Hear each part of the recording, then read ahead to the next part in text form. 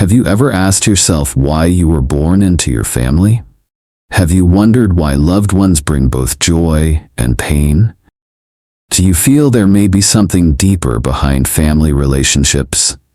Hello, and welcome back to Son.Mindfulness. This is a place where we explore Buddhist teachings connected to everyday life. Stay with us until the end of this video, because today's topic may change the way you see your own family. In today's world, many people feel confused about family relationships. Conflicts sometimes last for years without resolution. Old wounds often remain with us for a lifetime. Have you ever thought these patterns might be tied to karma and to choices made by the soul itself? Buddhism offers us a different way of looking. Family is not just a shelter. Family is a classroom, a spiritual training ground, where we learn forgiveness, patience, and inner growth. This understanding can help you untie knots of conflict and find peace in each relationship. Son.Mindfulness is a channel dedicated to sharing Buddhist wisdom, meaningful stories, and practical lessons to help you live with more ease. If you feel this topic matters, please subscribe and click the bell so you won't miss our next reflections. Your support is what allows us to continue sharing these values. I wish you good health. I wish you peace, happiness, and good fortune on your journey. Now, let us step into the main content. You will see that every family, whether calm or filled with storms, offers us a precious lesson. Come with me and let us explore together. Part 1. The Central Theme. Have you ever sat quietly, looked back at your family, and asked yourself, why was I born into this home? Why are these people my parents and not someone else? It seems like a simple question, yet as we grow older and look back, many of us realize something deeper. Family is where we find our sweetest joys, but it is also where we carry some of our deepest wounds. According to Buddhism and the wisdom of many great teachers, family is not random. It is more like a spiritual classroom, arranged by the force of karma. Here the soul is invited to learn its hardest lessons: forgiveness, patience, and spiritual maturity. If life is a long journey, then family is the very first and most powerful school. And our teachers are none other than our mother, our father, and our brothers and sisters. People often say, children do not get to choose their parents. But through the lens of Buddhism, and even in the view of Edgar Cayce, the sleeping prophet, that is not completely true. Before reincarnation, the soul is like a traveler standing at a crossroads. It chooses the family that best fits the lessons it needs to learn, the debts it must repay, and the compassion it must develop. And that choice is not based on comfort. It is based on the opportunity to grow. Imagine this. A soul in a past life was filled with anger, unable to love fully. In the next life, instead of choosing a happy and harmonious family, it chooses one full of conflict. Why? Because within those struggles, the soul learns endurance, patience, and the ability to open the heart. You may have sighed before, why did I end up in this family? Why is my life so difficult? But if we look deeply, we see that through these hardships our spirit grows each day. A friend of mine now in his 70s once told me, when I was young, I resented my mother. She was strict, often cold. But looking back, I realize her strictness taught me to stand on my own 2 feet. It helped me become a pillar of strength for my children and grandchildren. Without her, I would never have learned resilience. Hearing his words, I saw clearly that family truly is the most unique school. Modern psychology tells us the same. Patterns of behavior in the family shape the brain, the character, and even how we see the world. A child raised in love grows up able to trust and love others. A child raised in a cold or distant home faces the challenge of rising above pain to find light. This too is part of the soul's lesson. So you see, when we sit quietly and reflect, we realize something important. Family is not simply the place we were put into. At a deeper level, it is the place we ourselves chose. We chose to learn. We chose to repay. We chose to love. We chose to forgive. And when we accept this way of looking at family, our hearts feel lighter. Instead of blaming, we can ask, what lesson is opening for me in this relationship? What do I need to learn from my father, from my mother, from my children, from my siblings? Have you ever felt this? That the person who hurt you most is also the one who helped you grow?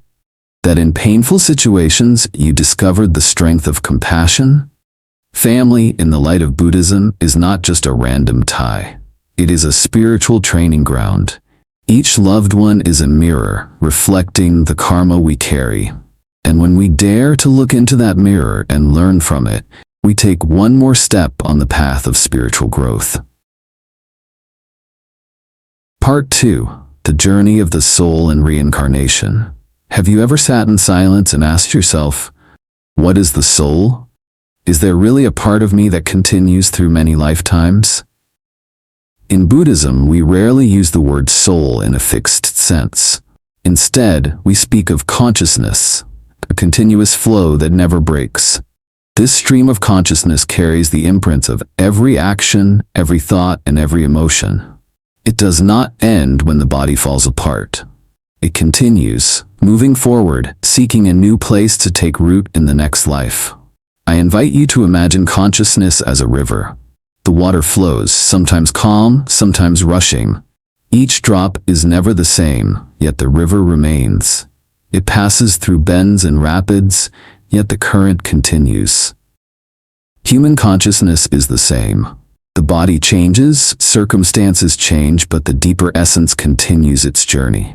Each lifetime, then, is like a classroom. Some classrooms are bright and joyful, some are difficult and demanding. One person may be born into wealth, another into poverty. None of it is random. Each setting is chosen so that the consciousness can refine itself and transform its habits. Someone in a past life who carried much anger may be born into a family full of conflict. There, they are forced to learn patience and forgiveness. Another person, who once clung too tightly to power and status, may in the next life experience loss and humiliation. Through that, they discover the value of humility and letting go. In this way, each lifetime becomes an opportunity to turn rough edges into wisdom and compassion. A friend of mine once shared his story. In his youth, he was a successful businessman, wealthy and confident, but he was hot-tempered, impatient, and often hurt others without realizing it. Later, he lost everything in a sudden downfall. Through that time, he learned humility. He learned to listen. He learned to live more slowly and with kindness. He told me, without that fall, I would have remained arrogant, never knowing how to love.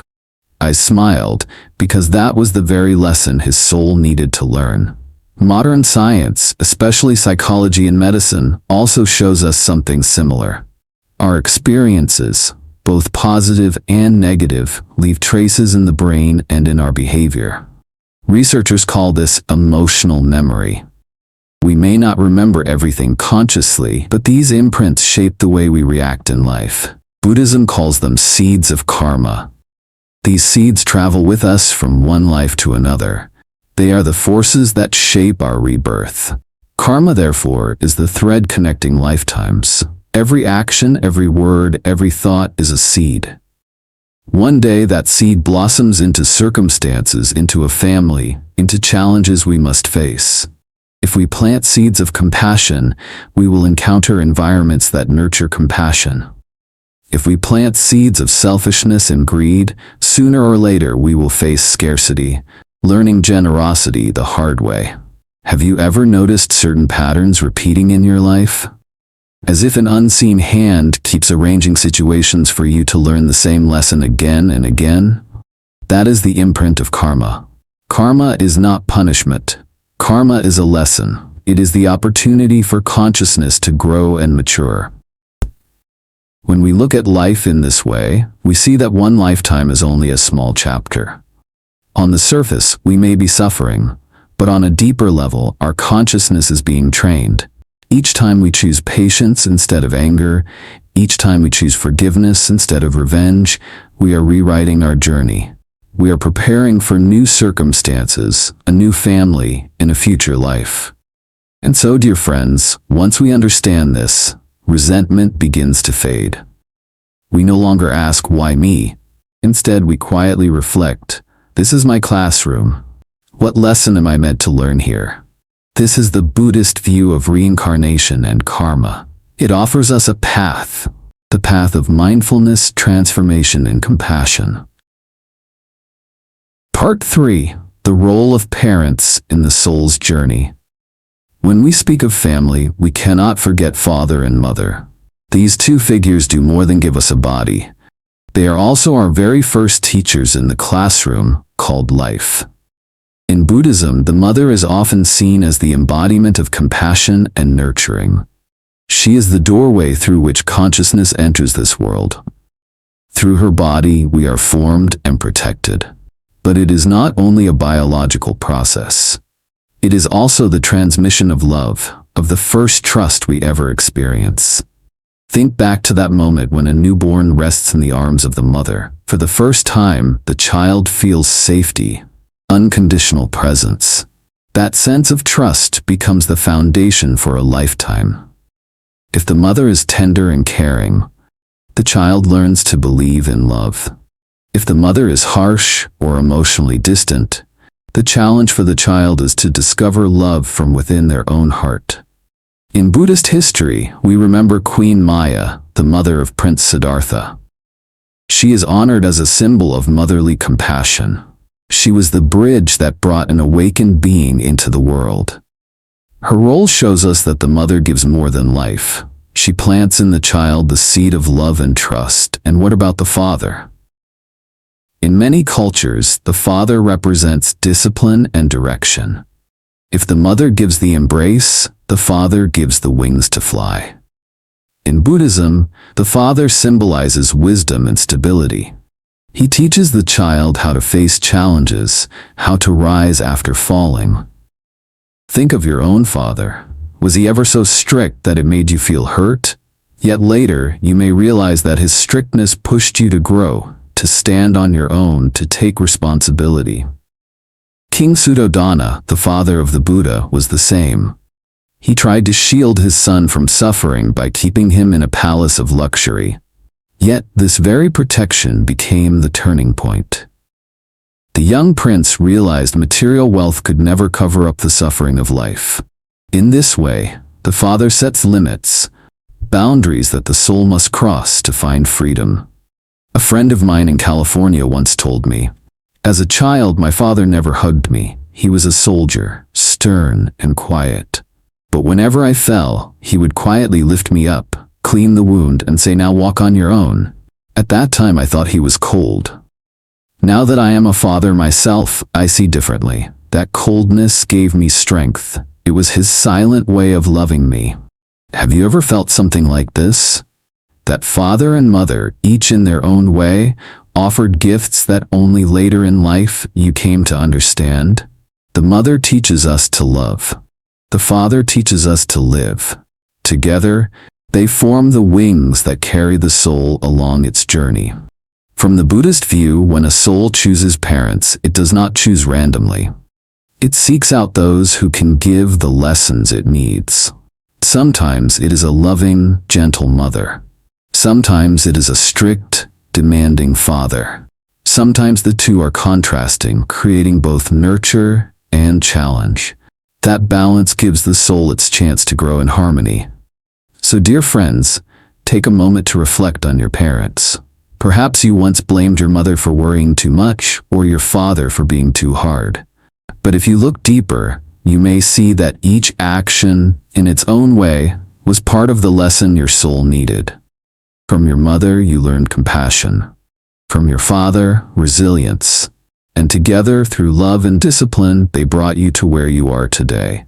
Family, then, is not only a shelter. Parents are not only caretakers. They are two great teachers, the pillars that support the soul's journey.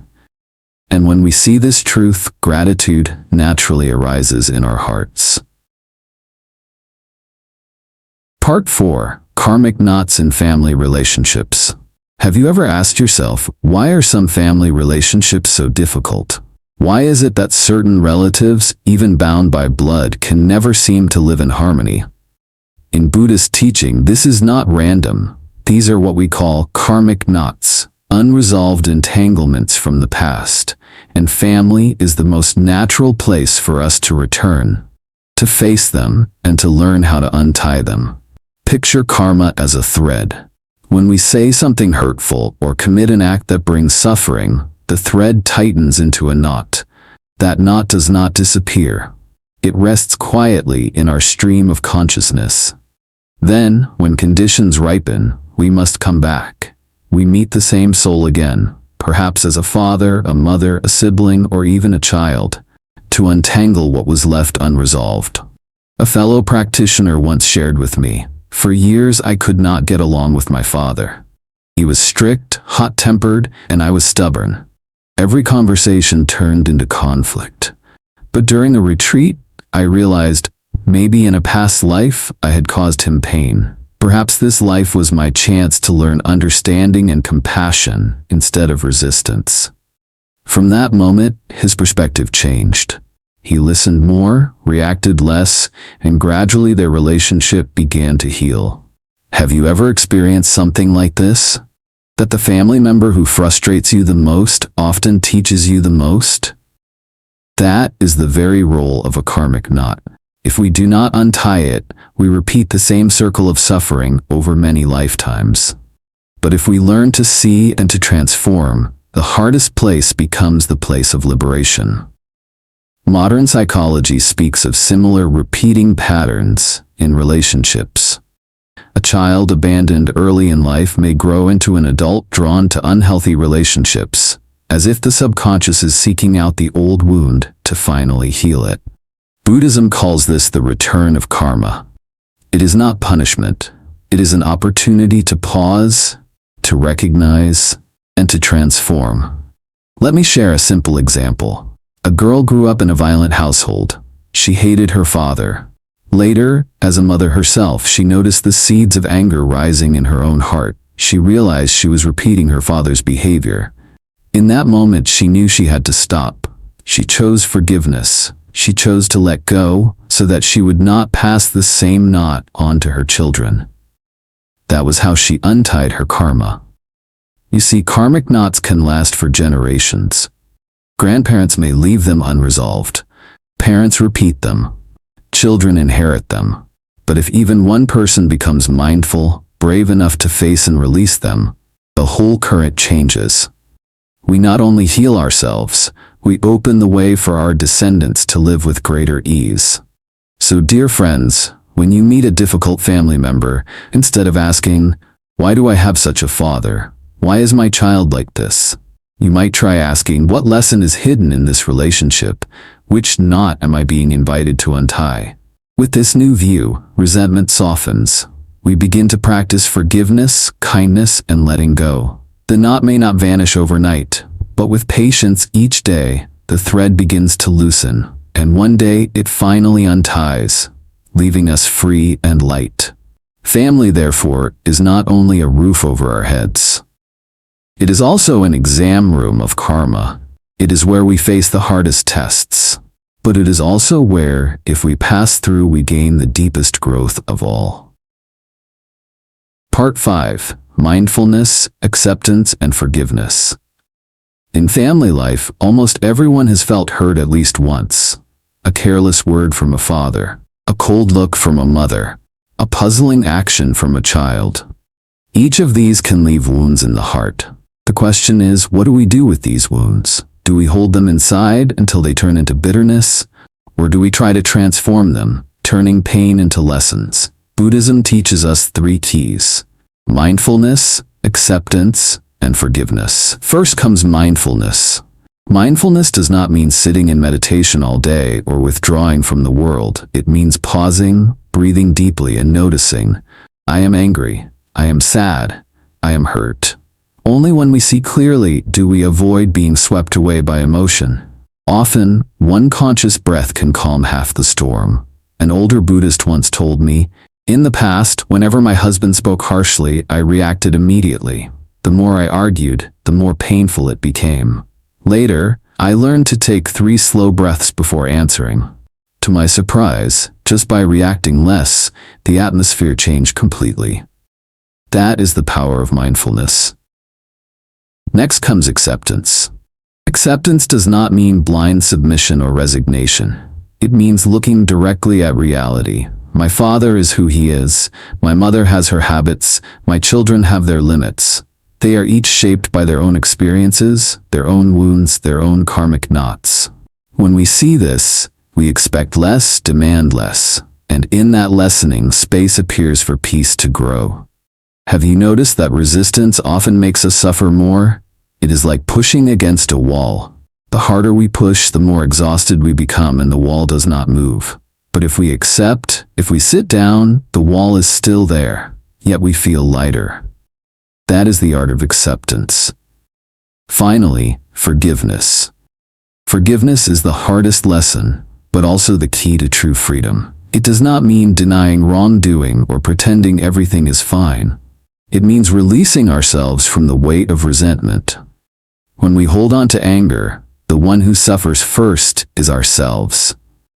When we forgive, we set both ourselves and the other person free.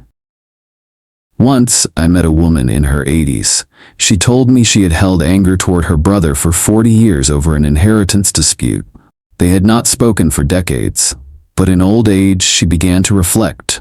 She thought, is it worth carrying this anger to my last breath? So she chose to forgive. When she visited her brother, tears streamed down both their faces, and they held each other like children. She said, in that moment, I felt completely free. That is the miraculous power of forgiveness. Modern psychology confirms this wisdom. Studies show that people who practice forgiveness live longer, healthier lives with fewer heart problems and less stress. Forgiveness is not only a spiritual virtue, it is also medicine for the body. Dear friends, mindfulness helps us recognize. Acceptance helps us let go of expectations. Forgiveness helps us find freedom. These 3 T's, when practiced in family life, can transform heavy relationships into opportunities for healing.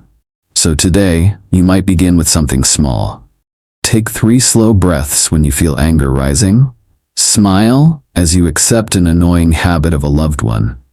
Speak 1 word of forgiveness, and you may notice peace quietly entering your home. You know, theory can sound beautiful, but without real stories, it can feel distant. So today, I want to share a few examples from history, from religion, and from everyday life to show how karma and family are tied together. Let us remember the story of Zen master Thich Nhat Hanh. He was born in a country at war. His childhood was far from peaceful. He witnessed suffering and loss. If his consciousness had chosen a calm, comfortable family, perhaps he would not have become the messenger of peace he was. It was in the hardship of his homeland, in the brokenness of family and society, that he learned boundless compassion and patience. From that soil of suffering, he gave humanity a path, the path of mindfulness and reconciliation. Do you see how adversity became the ground where wisdom took root? Now think of Nelson Mandela. He was not from a Buddhist tradition, yet his story reflects the principle of karma and transformation. He was imprisoned for 27 years, cut off from freedom, separated from his family. When he walked free, he carried no hatred.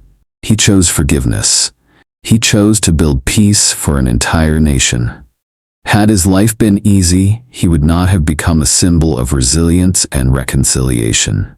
Once again, adversity was the greatest classroom. Let me share a more personal story. A woman I know in the United States, her name is Linda. She grew up with an alcoholic father. Her childhood was full of arguments and restless nights. She once hated her father and wished to leave him forever. But as she grew older, she studied psychology and Buddhist teachings. She realized her father was also a wounded soul, trapped in his own karmic cycle, and she chose to forgive. She cared for him in his final years, even with his flaws. She told me, when I forgave my father, I not only freed him, I freed myself and I freed my children. I refuse to pass the cycle on. For me, her story is living proof of the power of compassion and forgiveness. Have you noticed repeating patterns in your own family? A father with a temper, and then a son with the same anger. A mother filled with worry, and then grandchildren carrying the same anxiety. These patterns are not random. They are karmic knots passed from one generation to the next. And if one person awakens and chooses to stop, the cycle can be broken. That person becomes the quiet hero of the whole family. In Buddhism, we have a beautiful phrase, to pass on the lamp. It means transmitting the light of wisdom, of love, or of forgiveness to the next generation. If we fail to learn the lesson in one life, we repeat it in the next. But if we learn, if we let go, then in that moment the light is lit. It shines not only for us but for our children and grandchildren.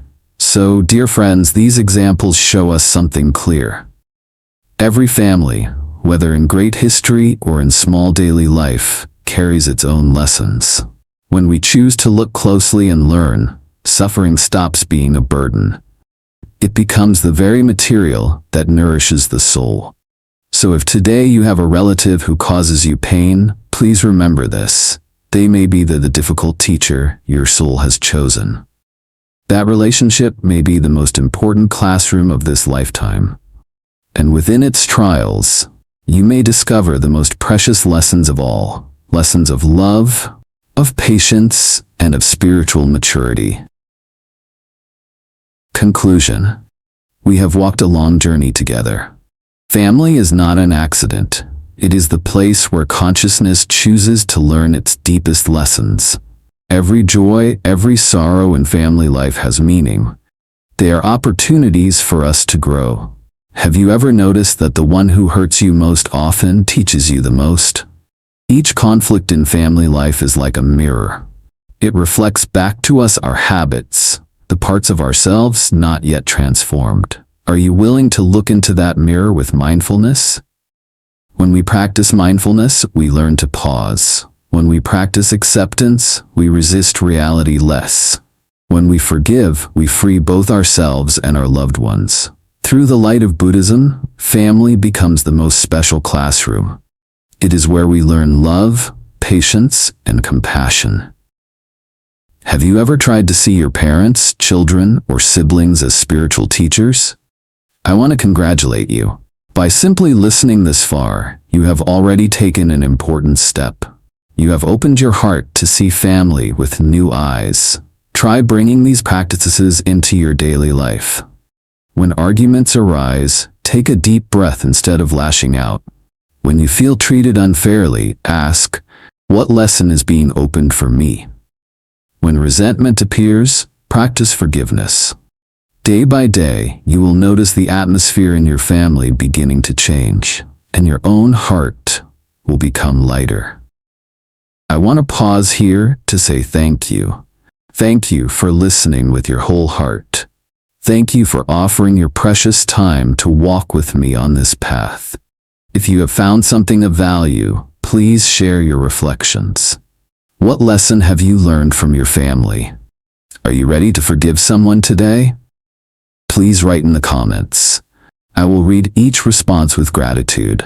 If you find this content meaningful, please subscribe to Son.Mindfulness. Click the bell so you will not miss our future sharings. Your support is the encouragement that allows us to keep offering these teachings. I wish you good health. I wish you peace. I wish you happiness and good fortune on your journey. Thank you.